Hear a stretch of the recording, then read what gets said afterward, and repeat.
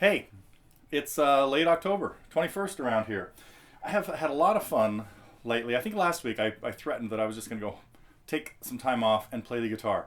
I had a blast last week. Dug up some tunes like that one. I'm sure everybody recognizes it. And maybe this one. I already played this before, but kind of revisiting some old classics. And it's not the same song. Predated it by about 5 years. Anyway, what do I want to talk about today? Some of the new stuff that came up. We'll talk about modes a little bit. We'll talk about, I got a little bit of IGC news. Well, no, I'll get to that quickly. We've welcome back Dennis and a few others that joined us lately. We're up to 26 people, so if you're thinking about next year's camp, 40 is the limit. So enough of the IGC talk. What else went on?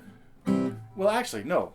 Something that came out of IGC this year that was very cool, and I want to thank and commend Bob Shembry for his fish song. It was a song that kind of came out of our songwriting class, and he went off with a group of, well, you know who they are because it's mentioned in there, and nobody complained about him putting the song together, but it was very cool, and really proud of you, Bob. Nice job. We had quite a few cool songs come out. David Finn had one, and who is still working on theirs? Jeff Cohen and his group, I think, is still in the construction stage. And let's see what else. Speaking of cool songs that were up there lately, the Time Zone Zombies dropped in another one. Nothing to Confess, very nice. Some guest vocals from a couple of our favorite people, so that was really nice to see too. What else has happened on the forum? You know what? I talked about that I've been playing a lot lately instead of doing like new stuff for TG. But every once in a while, I have to take a break from lessons and like sit down and play. I had to resurrect a few things that had fallen through the cracks.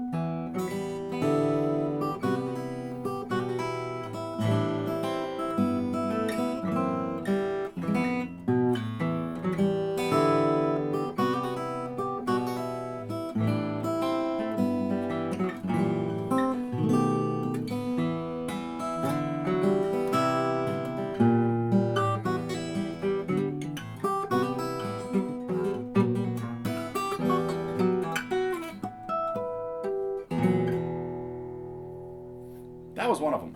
I think a lot of people recognize that from many months ago when it almost fell completely through the cracks. I hadn't played that in about 4 months till a couple of days ago, and I thought, I have to write it down. So now it's written down.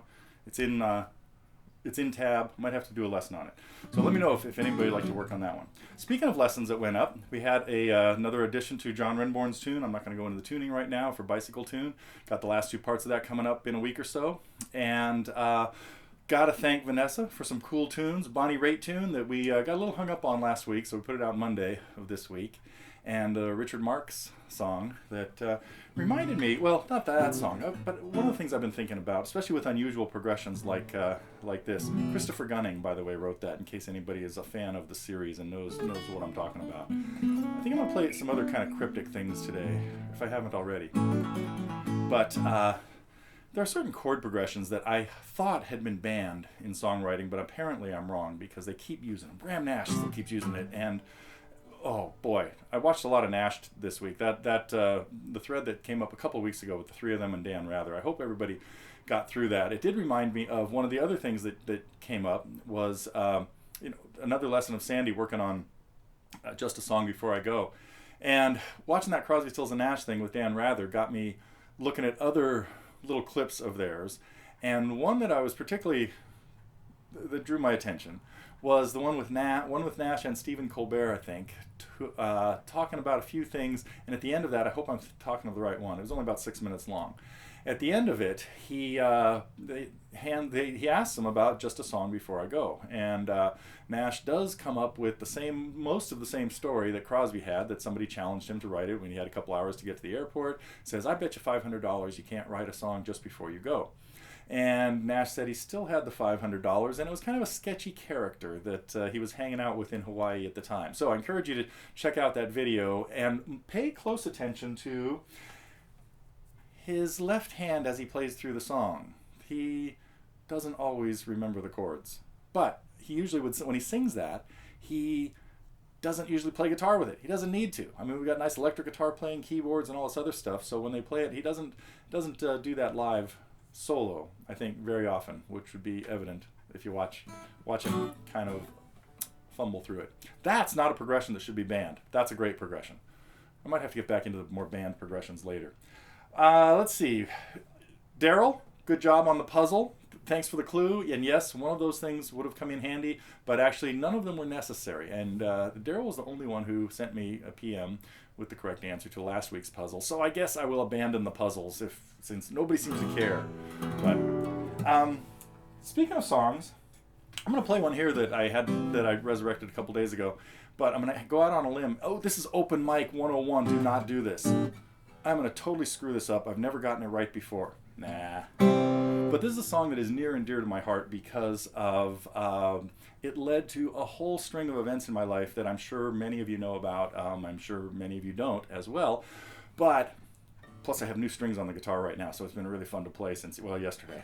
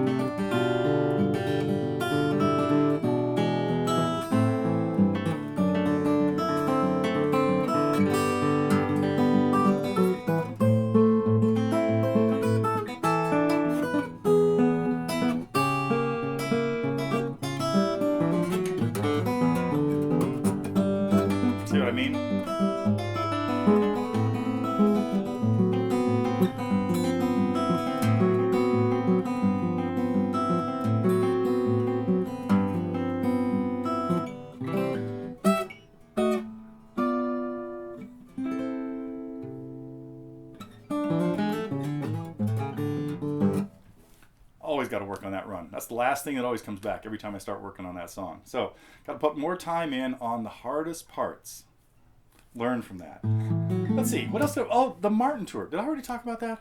Anyway, that was really neat to see Bill and Chan and John in those couple of pictures. But I know how much fun it is to go to a guitar tour. We had a really neat thing happen here. The Santa Cruz Guitar Company had a big 40th anniversary special in about 3 weeks ago, late September. They had some big stars come in, a lot of people that play their guitars. They didn't invite me, but that's okay. And they had, like, even the city gave Richard Hoover, like, the key to the city. And they had some T-shirts made that were really great because it sounded, in this bizarre election year, it said, Hoover for 40 more. Hoping we can get another 40 years out of him. Richard's he's in his mid-60s, so not too likely, but younger to mid-60s. Okay, let's see. What else did I have to talk about? I think I got through everything. So I could just play something else. I had another really weird one I was working on yesterday a little bit, or last week. Oh, I tried to resurrect this too. It hasn't happened yet.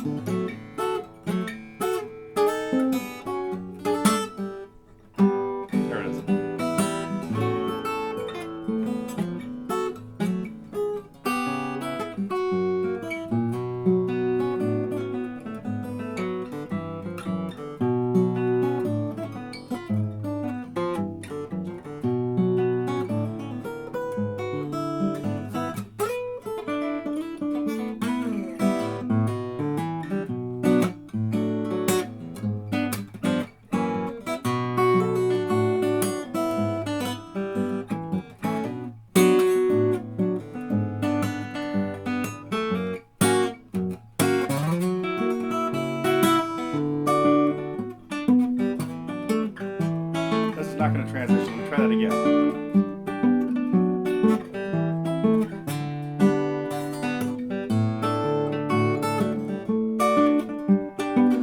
I had a student ask me about this the other day. I had to resurrect it a little bit too.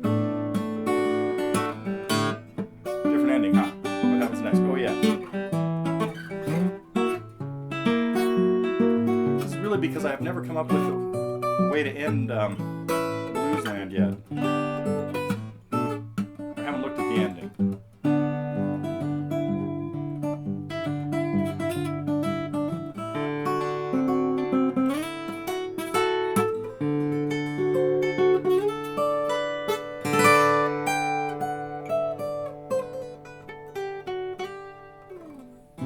Okay, I think that is it for today. Need to get on with the rest of life and try to get, well, not life. I'm getting committed back to some more cool lessons for next week.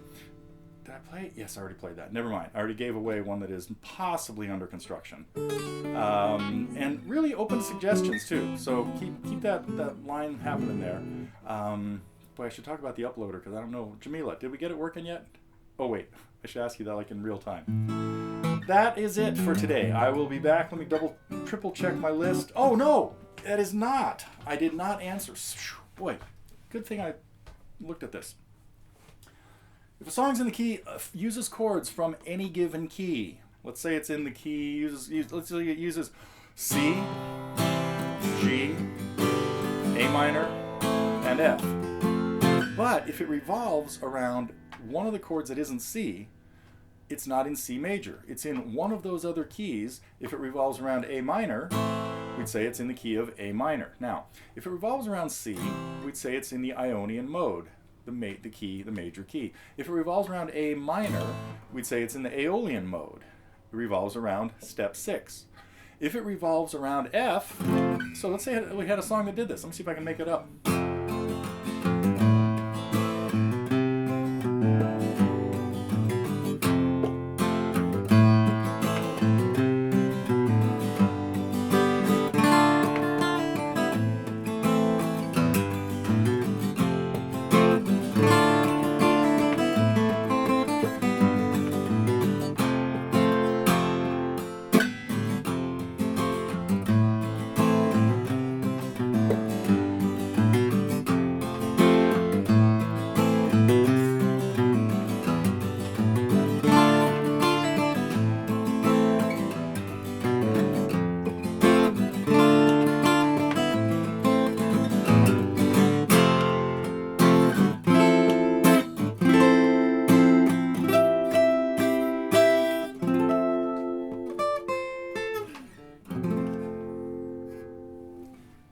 If it went like that, we would say it's in the mode that belongs to step, or that lines up with step 4.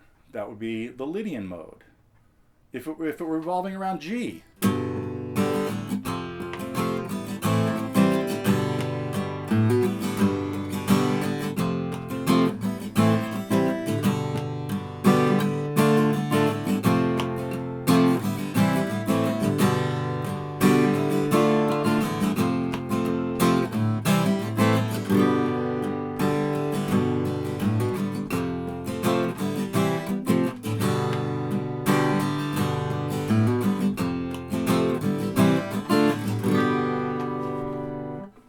revolving around step 5, it's in the Mixolydian mode. Now, we would say the chord that revolves around is the note you would name. It's not in C Mixolydian or A Mixolydian.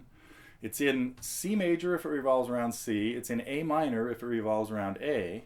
It's in F Lydian if it revolves around F. And it's in G Mixolydian if it revolves around G.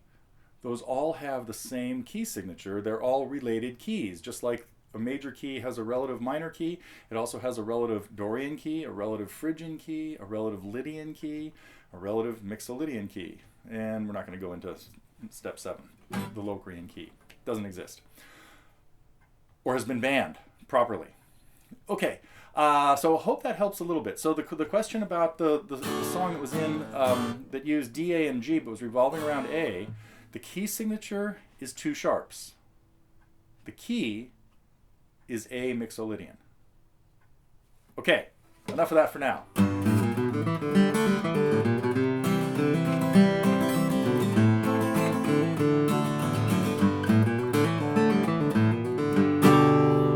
Maybe we need to do some bluegrass guitar around here sometime. Maybe next week.